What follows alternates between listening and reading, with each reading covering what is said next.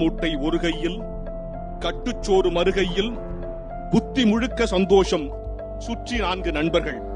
பிடி வாதியார் விசில் சத்தம், பிரேயர் நடந்தால் இசை சத்தம், பீரியட் முடிந்தால் மணிச்சத்தம்.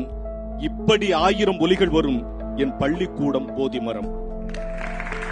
காலம் தாழ்த்தி வந்ததற்காய் கையில் அடிகள் வாங்கியதும், கணக்கு நோட்டை மறந்ததற்காய் காதை திருகி அனுப்பியதும், படங்கள் சரியாய் இல்லை என்று அறிவியல் ஐயா குட்டியதும், கவிதை எழுதி முடித்ததும், வகுப்பே கைகள் தட்டியதும். இன்னும் இன்னும் இருக்கிறது, சுகமாய் எனக்கு வலிக்கிறது. பிடி பீரியட் வரும் என்று பிரியத்தோடு காத்திருப்போம். கணக்கு டீச்சர் கடன் வாங்கி எம் கனவில் மண்ணை போட்டிடுவார். அச்சை நாளில் வாழ்ந்த நண்பர் முகங்கள் இன்னும் மறக்கவில்லை. அன்பு செல்வன் ஆஜா ஷெரீப் முகவரி இன்னும் கிடைக்கவில்லை. ஒருவர் சோற்றை ஒருவர் உண்ட ருசிதான் இன்னும் கிடைக்கவில்லை. மாங்காய் விற்ற அம்மாவுக்கு கடனை இன்னும் அடைக்கவில்லை. பிராகிரஸ் கார்டு வாங்குவதற்கு அப்பா அம்மா வந்ததில்லை. பேரண்ட் மீட்டிங் போட்டு போட்டு குற்றச்சாட்டு சொன்னதில்லை.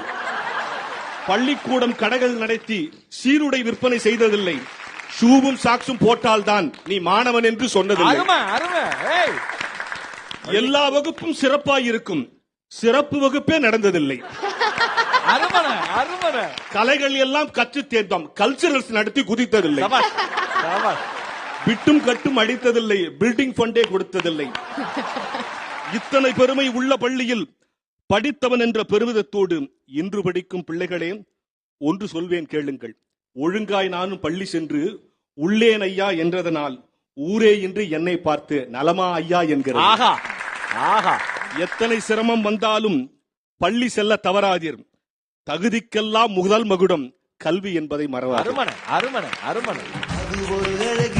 பள்ளிக்கு போகலாம், நம்மை நாம் அங்கே தேடலாம்.